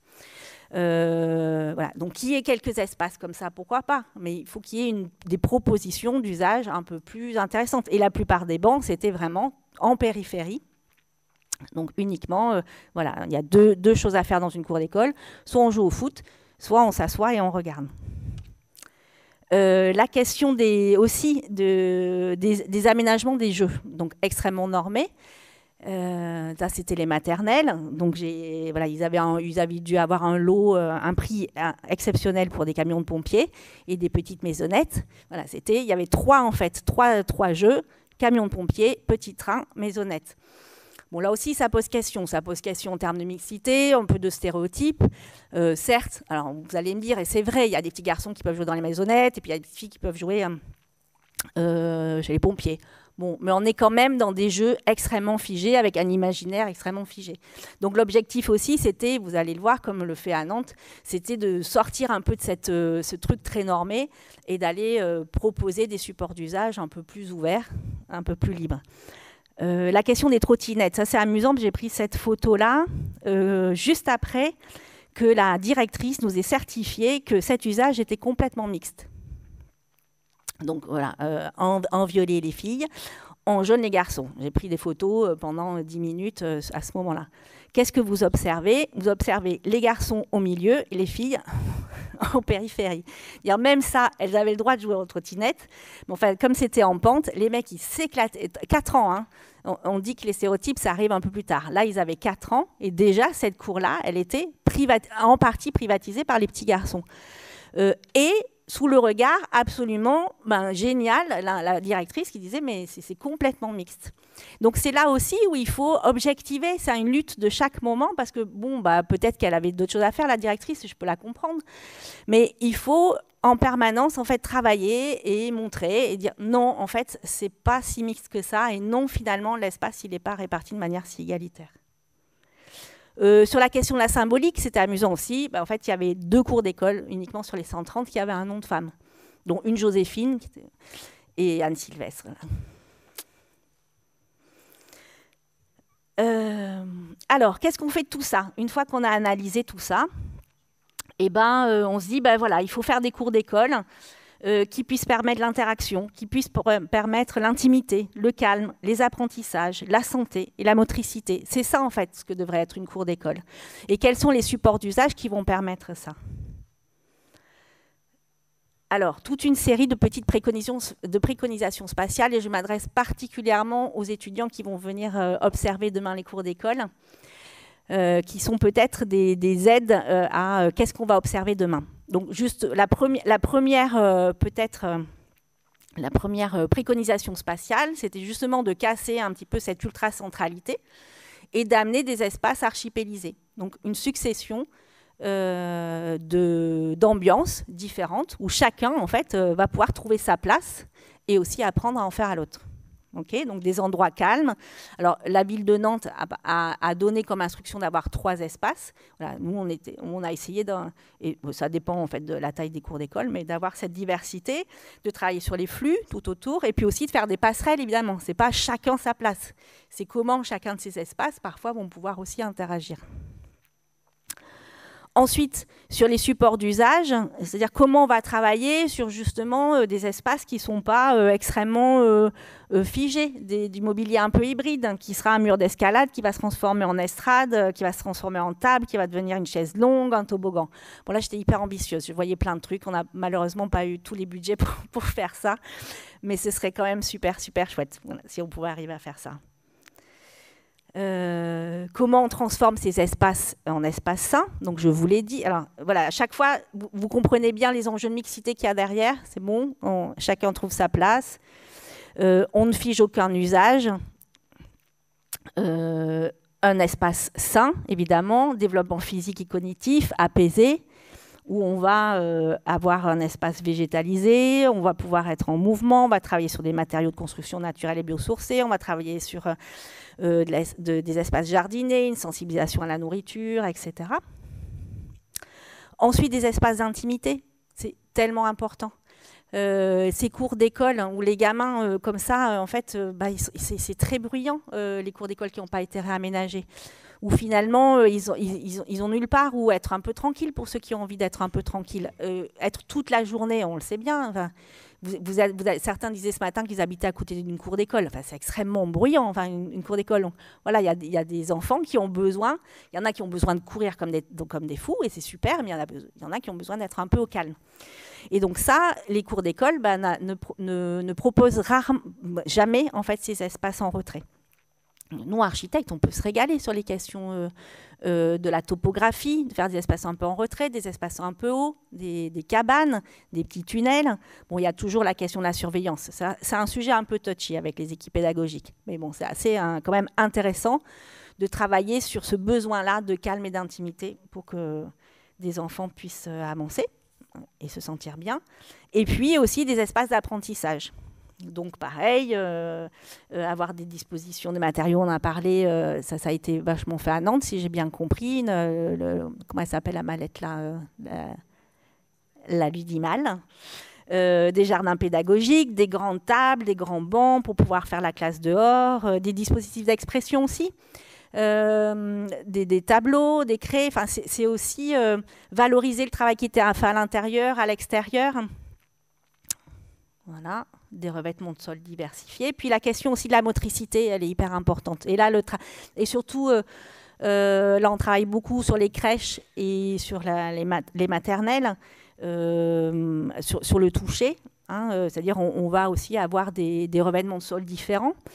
Et puis là, il y a la question de comment faire un peu aussi sport autrement, plutôt qu'en compétition, mais comment on peut tenir l'équilibre, escalader, basculer. C'est vraiment aussi le rapport au risque qu'on doit aussi transformer. C'est-à-dire qu'on a ultra sécurisé ces cours d'école. Il y avait un petit exercice, moi ça m'amuse, de sociologue. Je me dis, des fois ils font des trucs, c'est dingue. Ils avaient demandé à des parents, 2 garçons puis des parents de filles, de mettre les enfants sur un petit truc en pente, et c'était aux parents de mettre la pente, suivant ce qu'ils pensaient comme capable leur enfant. Je suis claire. Systématiquement, les parents des petites filles mettaient une pente beaucoup plus légère que les garçons, que les parents des pentes, pardon, il est tard, je suis un peu fatiguée, que les parents des petits garçons. Voilà. Donc c'est vraiment aussi cet apprentissage du risque qu'il faut déconstruire. C'est vrai que les petites filles dans les écoles avec, alors pas toutes heureusement, et puis des fois moi mes filles je les habillais comme ça, avec leurs petites ballerines, avec leurs petites robes toutes mignonnes et tout ça, et ben elles ont du mal aussi à arpenter physiquement des choses. Donc il faut vraiment aussi travailler là-dessus pour pouvoir dire oui, et voilà, il faut tenir l'équilibre, ça va donner aussi confiance en l'enfant et il va se sentir capable. Et puis tout ce qu'on a fait là sur l'espace, on l'a fait pareil sur la méthode. Comment on va faire une méthode participative qui va servir à co-construire une cour plus égalitaire. Donc là, c'est un peu toujours les mêmes schémas. Diagnostic partagé, c'est vraiment... Je pense que le diagnostic, c'est vraiment un moment fondamental pour prendre conscience ensemble. Le plan-programme, l'esquisse, la préfiguration, finalement, c'est des choses qui ont été un peu abandonnées. Voilà, les chantiers participatifs. Là aussi, les chantiers participatifs, c'est compliqué pour les enfants. Enfin, c'est pas compliqué pour les enfants, c'est compliqué pour les adultes à s'imaginer des enfants avec des scies. Mais là aussi, c'est valoriser des compétences qui ne sont pas forcément valorisées dans les cours d'école. Donc c'est aussi, alors peut-être moins sur les questions de genre, mais sur les questions d'inclusion hyper importantes. C'est-à-dire de valoriser d'autres compétences que celles uniquement qui sont données en classe. Donc là, pareil, on était parti... Voilà, on a décortiqué tout ce qu'on avait trouvé et identifié dans chaque étape du projet, ce qui pouvait être mis en avant. Donc là, j'étais hyper contente. J'ai dit, là, on va faire des trucs, mais vraiment de malade. Bon, c'est pas aussi simple dans la vraie vie. En tout cas, il y avait la recette. Voilà. Donc, qu'est-ce qui s'est passé ensuite? Voilà, on y va, on a les préconisations, on a tout ça. Donc finalement, c'est assez proche de... Alors, il y a des choses qui sont un peu différentes de Nantes, mais donc au départ, je me souviens, première réunion avec les élus, on va faire 30 écoles par an. Ça va être difficile. Donc il a fallu un peu calmer les élus. Déjà, on arrive très péniblement à 16 et encore, je crois qu'on n'y est jamais arrivé. Donc l'objectif était de 16 par an. On en est plutôt à 12, 13, 14. C'est déjà énorme. Voilà. La différence de Nantes, c'est que là, c'est très externalisé. C'est-à-dire, on a un AMO, c'est là où je suis, avec le bureau d'études environnementales, et on pilote en fait 4 équipes de maîtrise d'œuvre. Chaque équipe de maîtrise d'œuvre, qui sont plutôt des paysagistes, tous même des paysagistes, les mandataires, et sont accompagnés par un bureau d'études concertation. Donc, chaque équipe a entre 3 et 5 écoles à piloter par an. OK, voilà.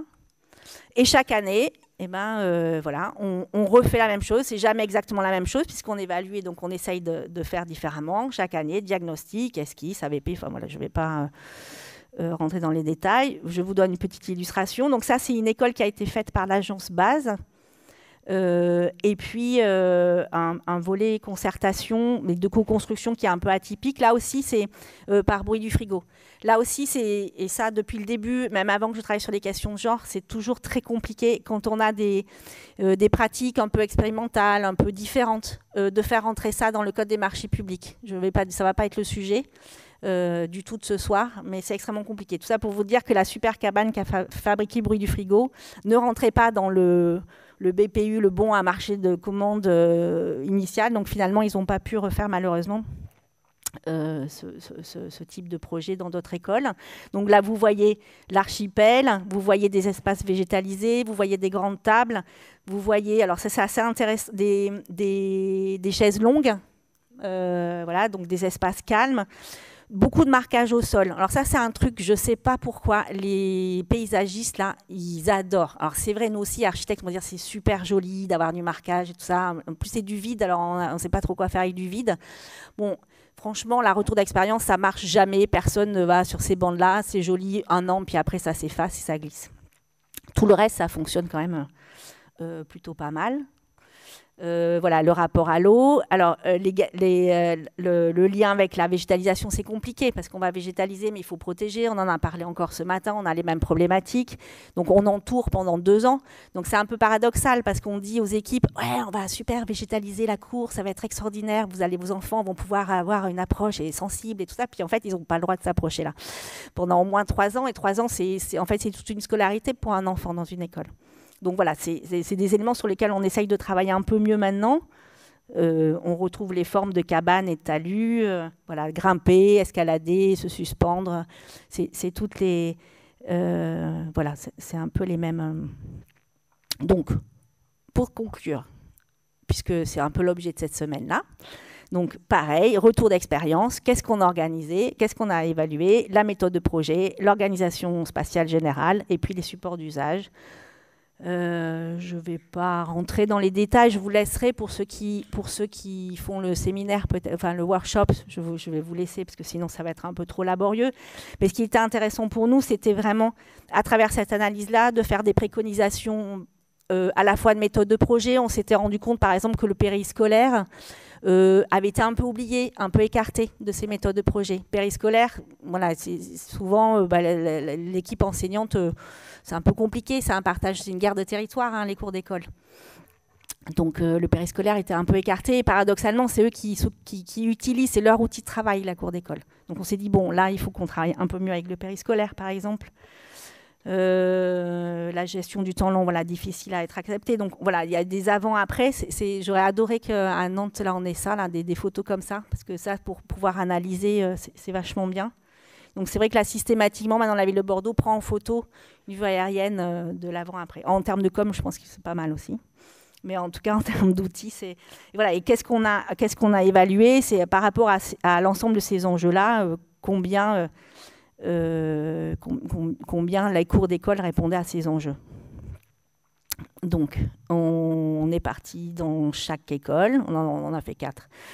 Et on a analysé, pareil, c'est un peu la méthode qu'on vous propose, hein, c'est d'analyser à la fois l'espace général et puis après, objet par objet, et savoir en quoi l'objet apporte de la mixité ou pas de la mixité. Et en fait, c'est hyper difficile de répondre aussi à ça, parce qu'il n'y a pas de recette magique, c'est ce qu'on comprend au fur et à mesure. Bon, ça n'a pas trop de surprise pour moi, mais par exemple, un exemple tout concret, hop, la table de ping-pong. La table de ping-pong, on l'a mis dans 2 écoles différentes. On l'a mis dans une grande école, enfin une grande cour, où il y a aussi un terrain de foot à côté. Personne ne se bat pour aller au terrain de ping-pong. On le met dans une autre école, Jacques Prévert, celle que vous venez de voir, et en fait c'est le seul jeu de balle. Le seul ballon, parce que c'est une toute petite cour, on a enlevé. Et là, en fait, tout ce qui était sur le terrain de foot se cristallise complètement et on retrouve les mêmes dynamiques avec les petits gars CM2 là, comme des tarés autour de la salle ping-pong et les filles qui sont là, oui, je peux pas jouer au ping-pong. Donc tout ça pour dire que voilà, vous avez essayé de penser à tout, mais en fait, finalement, il y a toujours des choses qui vous rattrapent et c'est pas, voilà, il n'y a pas de recette magique, ça dépend vraiment du contexte et puis ça dépend aussi de la manière dont l'équipe Perisco a accompagné. Si par exemple, vous avez dit, là, on arrête, là, on fait de la mixité, ou enfin, ça se travaille aussi dans l'animation. Donc voilà, c'est ce qu'on a essayé de mettre en lien, c'est-à-dire tout ce qui marchait bien, tout ce qui marchait moins bien. Voilà, et on a fait pareil, des listes de courses. C'est ma passion. Non, je voulais vous montrer juste mais je ne l'ai pas là, je ne l'ai pas mis. Ah, je suis désolée. Je le montrerai demain parce qu'il y avait un truc qui marchait bien. C'est un panier de basket multi... je ne sais pas si vous avez ça à Nantes. Un panier de basket de hasard. En fait, il y a plusieurs ballons qui sortent en même temps. Vous envoyez votre petit ballon, puis il tombe un peu n'importe où. Enfin, il a 3 possibilités de sortie. Et parce qu'en fait, on réfléchit à comment... Les équipes pédagogiques sont tellement accrochées à leur ballon, mais comme qu'on réfléchit à comment on pourrait travailler différemment sur la question du ballon, qui est aussi important. Hein, en termes de motricité, il y a plein de choses dans le ballon. Voilà. Mais voilà, donc on réfléchit aussi à des dispositifs spatiaux qui peuvent, tout en conservant... voilà, certains usages, mais les déplacer, les détourner, faire un peu mieux. Voilà. Ben non, je crois que j'ai fini. Préconisation. Et voilà, tata. Ah non, j'ai pas préparé de phrase de fin. Tata.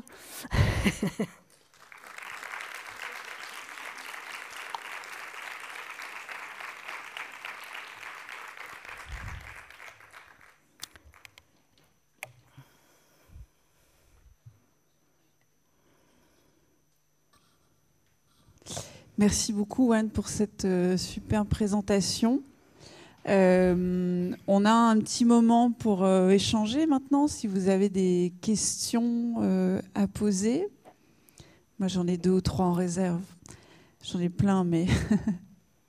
Ah, oui.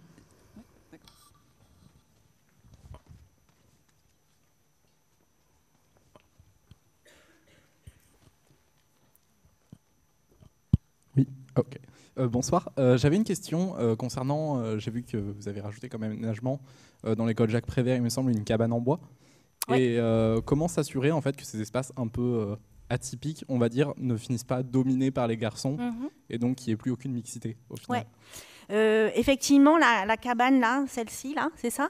La cabane en bois, c'est la préférée de tous les élèves, ils se battent pour y aller. Ils se battent pas tellement, là, c'était pas tellement une question de genre, parce qu'en fait, ce qui était assez intéressant c'est plutôt des questions générationnelles. C'est-à-dire, c'est les petits contre les grands sur cet outil-là. Donc, en fait, ils ont dit, le lundi, mardi, c'est les petits, le jeudi, vendredi, c'est les grands. C'est comme ça. Puis, il y avait un petit qui disait, je peux pas aller à la cabane aujourd'hui, je comprenais pas. Bon, il explique. Donc, il y a aussi des règles d'usage, j'en ai pas parlé, mais il y a des règles d'usage qui sont à mettre en place. Et j'essaye de comprendre pourquoi il n'y a pas tant de dynamique, pourquoi il y a finalement une relative mixité. C'est pas non plus, au moment où je suis allée, c'était des grands et c'était plutôt des garçons, mais il y a aussi des filles qui étaient quelques-unes. C'est parce que cette cabane-là, c'est à la fois l'image de la maison, c'est aussi un lieu d'escalade. Donc pour moi, il y avait aussi cette relative richesse spatiale qui offre aussi cette multiplicité d'appropriation qui permet la mixité. Voilà.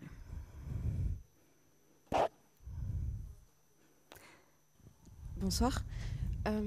Moi, j'avais du coup sur ce type d'installation, donc on parle de mise en place de règles d'usage. J'ai perdu ce que je voulais dire. C'est un peu cool, c'est un peu gênant. Oui, comment vous introduisez avec les enseignants la question de ce type d'espace qui est plutôt clos? Comment le faire accepter par les équipes enseignantes, ou comment il y a une sensibilisation autour de ça, puisque c'est un espace où on n'a pas où on peut le contrôle, la surveillance, etc. Alors, ça dépend. Là non plus, il n'y a pas de positionnement. Enfin, chaque être humain, chaque enseignant est un être humain. Donc, comme chaque être humain, il y a des positionnements très différents. Donc, effectivement, là, ça n'avait pas été un sujet. Ensuite, elle est quand même relativement... alors, c'est vrai que sur l'image, elle paraît très fermée, mais bon... Là, j'ai pas eu de remontée sur la question de la surveillance de cet espace-là. C'est une toute petite cour aussi. Par exemple, sur une autre cour où il y avait une cabane, on nous a demandé de la mettre assez proche pas au fin fond, pas perdue. Alors, c'est vrai qu'on a eu un retour c'était en concertation cette année où on parlait, pareil, des espaces d'intimité, etc. Où là, l'enseignante était vraiment... extrêmement ferme en disant je ne veux pas de tunnel, je ne veux pas d'endroit où des enfants peuvent se retrouver seuls, parce que je pense qu'il y avait eu des problèmes d'attouchement ou des choses comme ça dans cette école. Enfin, je sentais que la directrice était extrêmement fermée. Donc, on respecte aussi ça. C'est elle et l'équipe enseignante qui vont travailler sur la cour. Donc, on réfléchit ensemble à comment on peut avoir cette notion d'intimité, quand même, de calme, mais où ils vont pouvoir surveiller. Donc, ce sera peut-être pas une cabane comme ça, mais ce sera peut-être une cabane, c'est le cas d'ailleurs, on leur a proposé une cabane végétalisée, où il va y avoir de la porosité de vision et où il y a aussi cette notion d'intimité. Il y aura moins cette notion d'escalade, par exemple. Voilà. Donc, c'est des discussions et c'est hyper intéressant, évidemment, de réfléchir avec eux à comment faire évoluer les choses, quoi. Donc, on s'adapte. C'est pour ça qu'il y a cette concertation est fondamentale. Ouais. J'ai une question ici. Est-ce que la grille d'études d'impact dont vous avez parlé, elle est disponible quelque part en ligne sur un site ou quoi? Oui. Elle est dans le guide référentiel numéro 3 de la ville de Paris. Les 45 points clés, tu peux les retrouver là.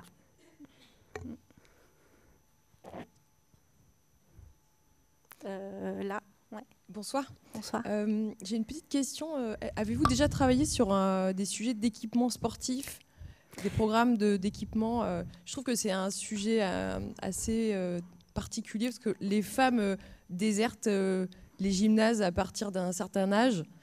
Et c'est un peu une question qui me touche en fait. Et j'aimerais bien comprendre si vous aviez une analyse ou un peu d'infos sur ce sujet-là. Alors, on a abordé cette question-là à travers le projet NPRU, le projet d'Angers, parce qu'il y avait différents terrains de sport qui étaient prévus. Il y avait une équipe de basket féminine assez... il y a toujours une équipe de basket assez connue. Alors, je ne suis pas du tout sportive et je suis nulle en sport. Mais voilà, mais j'ai compris qu'il y avait une équipe... et je me suis dit, c'est vraiment hyper intéressant. En plus, elle s'entraînait dans le quartier. Donc là aussi, c'est comment on fait un lien, comment on travaille avec cette équipe-là en place, à aller investir des terrains sportifs pour changer les dynamiques, comment on va travailler sur les rôles modèles, etc. Donc voilà, c'est le seul moment où j'ai travaillé de manière concrète. Mais en tout cas, c'est un enjeu fondamental parce que sur des questions de santé et sportives, les questions des vestiaires, la question de mettre son corps dehors, à l'intérieur, enfin voilà. Donc il y a plein de choses. Avec la ville de Bordeaux, on essaye de travailler là-dessus pour l'instant. Ce qui est compliqué, c'est que les délégations au sport, je ne sais pas comment c'est à Nantes, mais les délégations au sport que j'ai rencontrées, moi, dans ma carrière, sont absolument pas du tout intéressées aux questions, ne les comprennent même pas. Et donc, c'est très compliqué, en fait. C'est plus là, c'est vraiment, je sens un clivage plutôt politique. Mais en tout cas, c'est fondamental. La ville de Paris, les Jeux Olympiques, la Cité audacieuse va être un totem. Enfin, il y a des personnes référentes quand même qui travaillent sur ces questions-là. Et j'aimerais vraiment les explorer. Surtout moi, en tant que non sportive et qui quand même fait mon yoga le dimanche, je me dis, pourquoi moi j'ai été écartée aussi de cet espace public. Le rapport au corps est fondamental.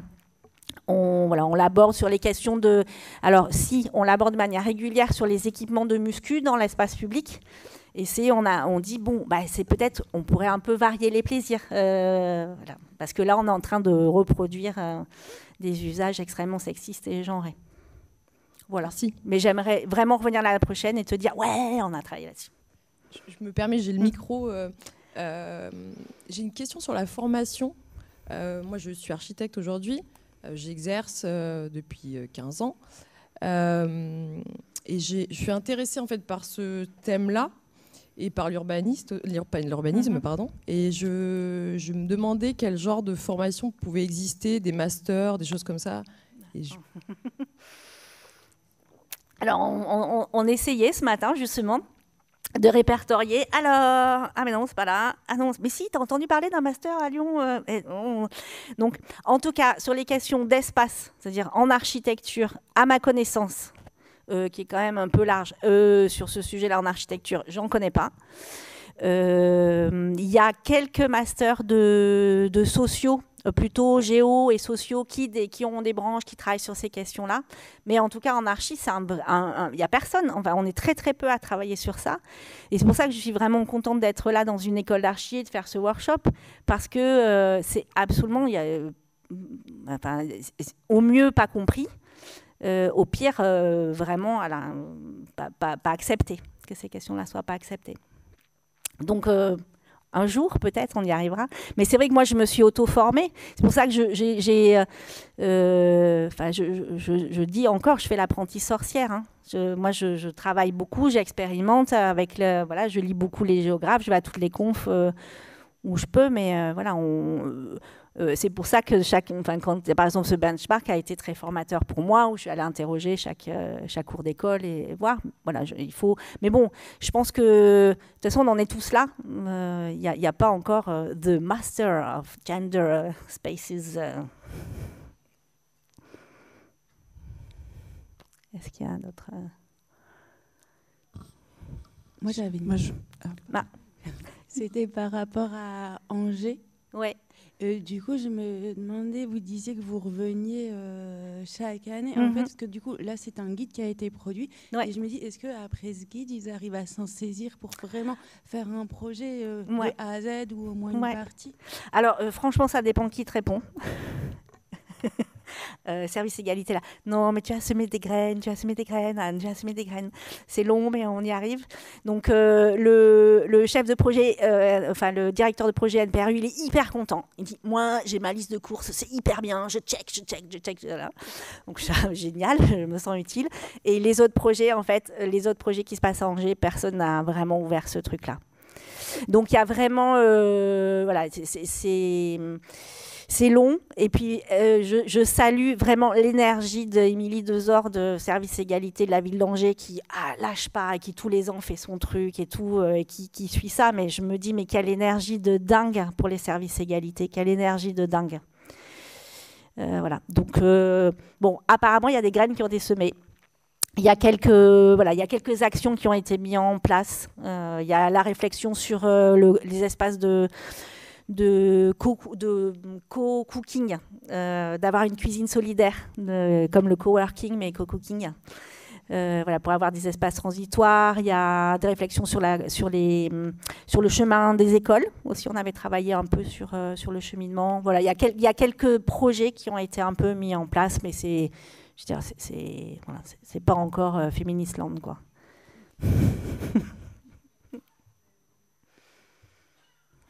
J'avais une autre question un peu comme ça, du coup, sur pourquoi vous avez arrêté la préfiguration dans les écoles à Bordeaux. Ouais. Parce que c'est trop long aussi. Parce qu'en fait, comme il y avait vraiment cette ambition de faire 16 cours par an, déjà qui est énorme en fait, 16 cours par an, quoi.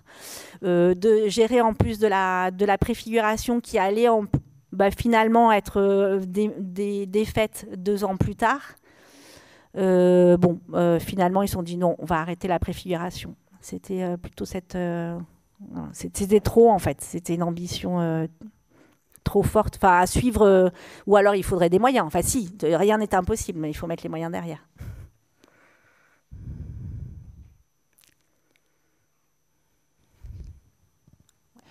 En attendant que le micro arrive là-bas, moi je veux bien poser une question qui est un peu difficile, mais le titre de ta conférence, c'est La ville féministe Work in Progress. C'est quoi pour toi les principaux freins à la réalisation de la ville féministe, égalitaire, inclusive? Les principaux, il y en a tellement. Alors, un des premiers freins, c'est la prise de risque, pour moi. C'est-à-dire que tant que tu n'as pas fait, tant que tu n'as pas démontré que ça marche, les collectivités ont du mal à expérimenter, même si on expérimente un petit peu. Donc c'est un peu compliqué de devoir dire, en fait, on pourrait faire ça, mais on n'est pas sûr à 100% que ça marche. C'est comme de l'argent public, et ça, je le comprends. Donc pour moi, ça, c'est compliqué. C'est des habitudes, c'est des constructions aussi. On s'est construit tous et toutes sur des manières de faire. Donc c'est aussi un peu se regarder et dire finalement c'est se remettre en question profondément, et il y a pas mal de personnes qui ont du mal à faire ça, et je peux le comprendre aussi. Il n'y a pas de formation, on en a parlé, il y a très très peu de formation et de sensibilisation, très très peu de moyens qui sont mis en œuvre, c'est-à-dire c'est un gros affichage politique. Ça l'est. La ville de Paris par exemple, elle vous dit c'est la ville la plus,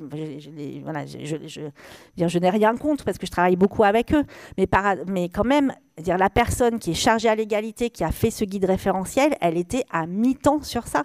Il y a une personne à la ville de Paris, elle est partie à la retraite, qui a mis en place ça. Donc c'est ça qui aussi est génial quand on travaille là-dessus, c'est qu'on est face à des gens mais absolument engagés, passionnés, et c'est vraiment extraordinaire. Mais c'est aussi des vraies difficultés. La ville de Barcelone, par exemple, ils sont 30 à travailler là-dessus. Donc pour moi, un des freins, c'est aussi les moyens, tout à fait, les moyens qui sont mis en œuvre. Je ne sais pas si on a la même... Le micro est arrivé en haut. Bonsoir. Merci pour la conférence. Je me demandais par rapport au workshop, comment ça se passe. Est-ce qu'il y a un rendu à la fin qui peut-être est accessible aux licences ou autres? Parce que du coup, vu que c'est un sujet qu'on n'aborde pas du tout dans les études, ça pourrait être intéressant de pouvoir y participer. Et sinon, est-ce qu'il y a d'autres échéances cette année dans l'école d'archi pour pouvoir en apprendre plus sur ce sujet? Alors, la première, je vais plutôt laisser Stéphanie... je vais laisser Stéphanie répondre parce que... non, les livrables seront... Il y a une expo, non? C'est ça? Ouais. D'évaluation. Voilà, ça c'est hyper important. Et puis, alors là, je me fais porte-parole de Stéphanie. Cette année, c'est la première fois que ce workshop existe. C'était aussi c'est un galon d'essai. Il y a eu quelques étudiants, 11 étudiants, mais j'ai l'impression qu'il y a des workshops qui ont quand même plus de personnes. Donc, c'était aussi une manière de... C'est à vous de... On espère qu'au bout de la semaine, ça vous aura passionné autant que nous. Et que vous allez pouvoir porter cette parole-là aussi en tant qu'étudiant, en disant « ce serait drôlement intéressant si on avait plus de cours là-dessus ». C'est vraiment un sujet, moi j'identifie comme ça peut bouger quand il y a un archipel de personnes à plein d'endroits clés qui peuvent aussi faire bouger les choses. Par exemple, j'en reviens, si je parle de la question d'égalité, quand on a créé Mémo, on a commencé à pouvoir faire bouger les choses parce qu'au ministère, il y avait une haute fonctionnaire à l'égalité, parce que dans le syndicat, il y avait une personne qui portait ce sujet-là, parce qu'à l'ordre des architectes, il y avait une personne qui portait ce sujet-là, parce qu'à la mairie de Paris, ils étaient intéressés. Et c'est à partir de ça, c'est Lucille Biarrot qui l'a très très bien décrit, qui identifie que les villes qui arrivent à faire porter des choses, c'est parce que aussi c'est lié en fait à très peu de personnes, mais à des personnes très engagées et très moteurs. Donc c'est fragile. C'est fragile parce que voilà, et quand cette personne n'est plus là, plouf, il n'y a plus personne. Mais en même temps, en ce moment, je sens aussi cet archipel-là commencer cette constellation-là à se mettre en place. Donc voilà, vous faites partie de cet archipel. Donc prenez votre place sur ces sujets-là.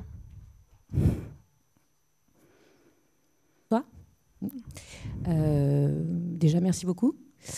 On est 4-5 là dans la salle à faire partie d'une association qui s'appelle Aléa et on travaille exactement sur ce sujet au Breil, dans un quartier prioritaire de Nantes. Et on lance une recherche-action cette année sur la question du genre et de l'espace public dans ce quartier. Et on va emmener un groupe de 12 jeunes femmes du quartier à Barcelone en mai. Est-ce que vous avez des conseils? Mais bien sûr, Barcelone, j'ai plein de... oui, bien sûr. Il faut absolument que vous rencontriez Pouncis et Igualsari. Oui, elles sont super. voilà. Je peux vous donner des contacts de manière très concrète et personnelle. Je les connais bien et elles sont très très chouettes. Il y a une place qu'elles ont aménagée, je trouve hyper intéressante, qui pour moi a été vraiment. Bon, là je l'ai pas mise, mais à Santa Coloma. Donc ce serait chouette dans la banlieue de Barcelone, ce serait chouette qu'elle vous le fasse visiter. Et voilà, elles ont vraiment pensé à...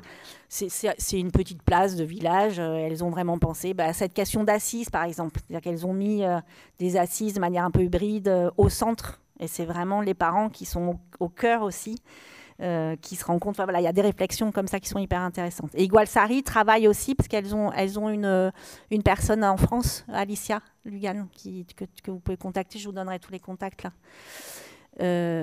Qui peut faire le lien. Et en plus, Igualsari, Julia parle parfaitement le français, c'est trop facile.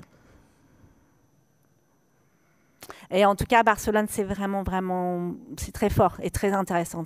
Bon, elles vous diront, ah non, c'est compliqué, mais voilà, elles ont compris qu'en France, c'était encore plus compliqué. Et en France, c'est mieux que dans d'autres pays. Et vous avez des contacts à la ville aussi, vous disiez qu'il y a 30 personnes au service égalité. Alors à la ville, non, moi j'en ai pas personnellement, mais tu peux passer par... je pense que Igualsari ou Punsis peuvent te donner des contacts. Il y avait... ouais. Il faut faire réseau là-dessus, sur ces questions-là. C'est quand je serai plus à l'ordre, ce sera ma mission. En tout cas, si tu veux venir rencontrer les jeunes avec qui on bosse, c'est une vraie proposition. Si j'ai le temps, oui, avec plaisir. Non, c'est toujours effectivement extrêmement enrichissant de voir voilà, on est chacune et chacun à faire. On fait ce qu'on peut, et donc c'est toujours intéressant d'aller voir ce que font chacun et chacune. Donc,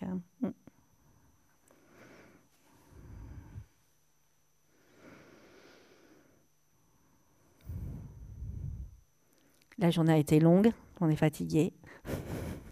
J'ai des gâteaux si vous voulez. Est-ce qu'il y a d'autres questions? Bon. Ah oui.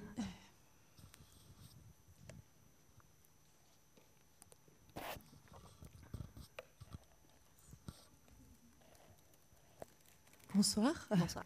Merci beaucoup pour la conférence. Je vous avais déjà vu à la table ronde à l'Ordre des architectes de Invisible. Ouais. Génial. Et je voulais savoir comment, du coup, si vous êtes en tant qu'AMO, est-ce que au niveau de votre entreprise, vous êtes freelance? Comment ça fonctionne? Non, j'ai une entreprise. Je suis en libéral, exercice libéral, donc j'ai une entreprise individuelle. Et du coup, vous êtes seule et vous travaillez après Oui, je suis seule et je travaille jamais seule. Donc je m'associe toujours avec d'autres personnes. Voilà, jamais avec les mêmes. Enfin, non, c'est pas vrai. En plus, ça fait vraiment la nana qui supporte pas les. Mais non, j'essaye de diversifier, mais en fait, ça se diversifie par la nature du projet. Voilà, à chaque fois. C'est pour ça que je vous montrais un peu cet archipel. Il y a des personnes avec qui je vais travailler plus sur l'observation, sur le comptage, sur les études d'impact. Avec Lucille Biarrot, par exemple, on a travaillé sur Égalité, puis sur ça. Sur les cours d'école, ce sera avec un bureau d'études environnementales. Et en fait, c'est ça qui est très, très chouette et riche et ce qui permet cette souplesse-là quand on est en entreprise individuelle. C'est parfois aussi fatigant, parce qu'à chaque fois, il faut un peu tout réinventer. Voilà, il y a aussi des habitudes de travail qui ne sont pas automatiques. C'est vrai que là, avec Lucille, maintenant ça fait 3-4 ans qu'on travaille ensemble, c'est simple. Mais aussi, j'aime bien travailler avec d'autres personnes parce que ça apporte aussi d'autres choses. Et est-ce que du coup, vous pensez qu'il y a du travail qui a, entre guillemets, besoin de d'autres personnes pour conseiller sur ces sujets-là? Ou vous pensez que c'est encore compliqué de travailler sur ces questions-là et d'être rémunéré? Est-ce qu'il y a un marché pour les architectes? Oui, tout à fait. Oui, je pense. Mais après, c'est toutes les... Enfin, c'est compliqué. Hein. Moi, j'ai 3 boulots pour pouvoir vivre correctement. Je vis très correctement, il n'y a pas de problème. Puis c'est mon choix aussi de devoir diversifier. Mais là, je me pose cette question-là. Est-ce que je me concentre uniquement là-dessus? Pour l'instant, la question ne s'était pas trop posée. Moi, je pense que si on y va vraiment, mais par contre, il faut faire les malines en permanence. Hein. C'est-à-dire des confs, j'en suis à ma 4e depuis le début de l'année. Donc il faut aussi porter ce sujet-là régulièrement. Donc je ne vous dirai pas, non, vas-y demain, travaille sur les questions de genre, tu vas être, ça va être formidable. Mais voilà, il faut essayer, il faut commencer sur un projet, il faut amener ça. Et puis moi je pense qu'il y a plein de manières différentes de travailler sur ces questions-là. Et en tout cas, moi ce que j'identifie de manière de plus en plus grande, et bon, après, la perspective politique n'est pas très réjouissante de manière nationale. Mais bon, en tout cas, sur les questions de collectivité, je trouve que c'est des sujets qui sont de plus en plus forts et de plus en plus portés. Là, j'étais très agréablement surprise. Il y a le vice-président de l'Association des maires de France qui m'a demandé d'intervenir. Alors, certes pour le 8 mars, mais bon, c'est pas grave. Voilà, c'est pas quelqu'un qui est extrêmement engagé, politique, enfin voilà, qui est plutôt à droite, qui est un peu conservateur, etc., mais qui s'intéresse et qui me demande de diffuser un peu ça auprès des maires. Et je trouve que c'est quelque chose qu'il faut faire attention à la récupération politique, il faut faire attention au sentiment à la sécurité. Enfin, il y a plein d'autres choses qui sera un peu longues à expliquer là. Mais en tout cas, je sens qu'il y a un marché. Et c'est vrai qu'on est très peu d'architectes. Moi, je connais Approche qui travaille là-dessus, et les autres personnes, c'est plutôt des urbanistes. Et là, je pense qu'il y a aussi un manque de porosité entre les écoles d'archi et puis le monde universitaire qui porte beaucoup plus ces questions-là, et qui fait que c'est plus compliqué chez nous. Puis on a un héritage aussi professionnel. C'est pour ça que moi, c'est vraiment en confondant mes mots. Enfin, il y a eu vraiment un truc là qui m'a un peu bousculée et qui a à la fois interrogé ce que je suis en tant que professionnelle et la manière dont je fais les choses. Donc je trouve que c'est très lié. Et je trouve que notre profession est quand même encore très patriarcale. Et du coup, elle n'est pas encore tout à fait prête, en tout cas telle qu'elle est conçue maintenant. Donc là aussi, allez-y, hein, pour faire bouger les choses. Voilà. Merci. Je ne sais pas si c'est très...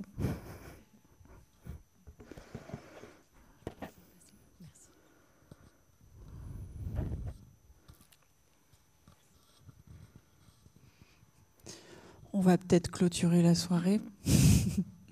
Merci beaucoup à toutes et à tous d'être venus à cette conférence, et merci beaucoup Anne pour ta présentation très riche. Merci à vous. Merci.